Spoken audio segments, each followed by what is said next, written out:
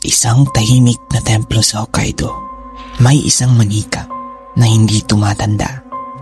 Pero ang buhok nito ay patuloy na humahaba. Hindi ito kwento, hindi ito gawa-gawa lang. Ito ay totoo. Kamusta kaibigan? Kaya nang dati, patayin mo muna ang ilaw at isuot ang iyong headphones at siguraduhin nakalak ang iyong pinto. Dahil sa episode natin ngayon ay para sa hindi mahihina ang loob. At baka kasi meron ka rin ito sa kwarto mo. Ako si Deo, ang inyong host. Tara, makinig ka muna kung matapang ka. Minsan, ang mga bagay akala mong walang buhay, sila pa ang may tinatago. Ang manikang ito ay kilala bilang Okiko doll. Noong 1918, may isang batang lalaki na bumili ng manika para sa kanyang nakakabatang kapatid. Napansin niya magkamukha ang buhok nila. Parehong maiksi. Masayang masaya ang bata. Araw-araw hawak niya ang manika. Hindi niya ito hinihiwalayan. Para sa kanya, hindi lang ito laruan. Ito ay kanyang kaibigan. Pero hindi nagtagal. Nagkasakit ang batang babae. At isang araw, pumanaw ito. Sa sobrang lungkot ng pamilya, iniligay nila ang manika sa altar bilang alaala sa kanilang anak. Doon na nagsimula ang mga bagay na hindi maipaliwanag. Paglipas ng ilang araw, napansin nila ang buhok ng manika ay humahaba.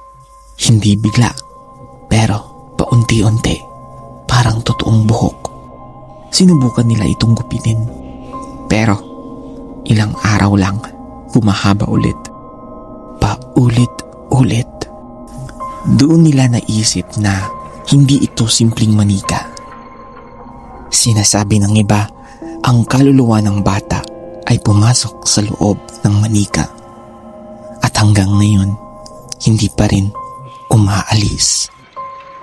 Kalaunan, dinala ang manika sa Manenji Temple.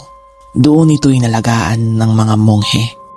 Pero kahit sila ay hindi makapaniwala sa mga nangyayari. Ginugupitan nila ang buhok pero tumutubo pa rin, parang buhay. At hindi rin nakaligtas ang templo sa mga pangyayaring hindi maipaliwanag. May mga taong bumibisita sa templo para makita ang manika, pero hindi lahat komportable.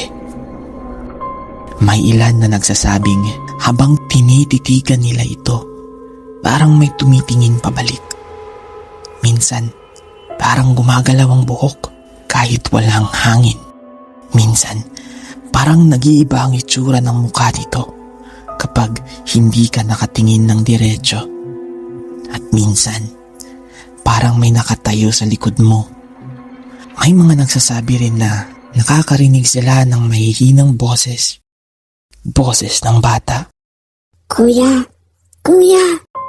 Pero, pag lumingon ka, wala kang makikitang tao.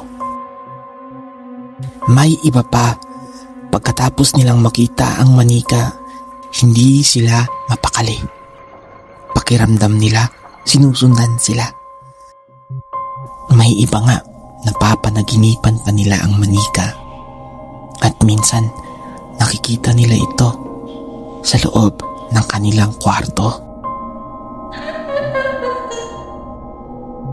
Kaya kaibigan, kung sakaling mapunta ka sa Hokkaido at naisipan mong bisitahin ang manikang ito, huwag kang tumingin ng matagal.